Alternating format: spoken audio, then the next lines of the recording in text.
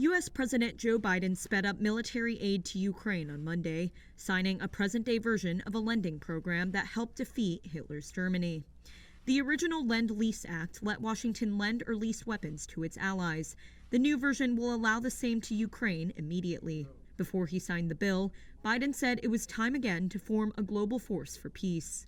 Every day Ukrainians pay with their lives and they fight along the atrocities that the Russians are engaging in are just beyond the pale. And the cost of the fight is not cheap, but caving to aggression is even more costly. That's why we're staying in this. The sole condition is repayment at some later date, and the policy will also help other Eastern European countries affected by Russia's invasion.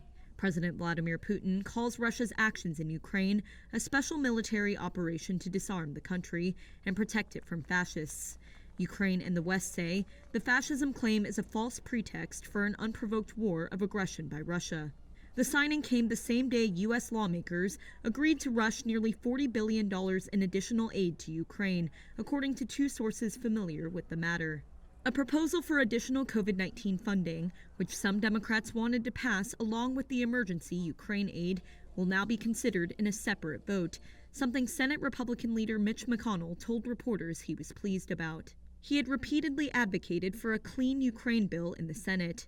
Both houses of Congress are expected to quickly approve additional funding for Ukraine, which exceeds the $33 billion requested by Biden last month. The expedited funding comes just as Secretary of State Antony Blinken and Defense Secretary Lloyd Austin urged Congress to act quickly, writing that the military had just enough money to send weapons to Ukraine for the next 2 weeks.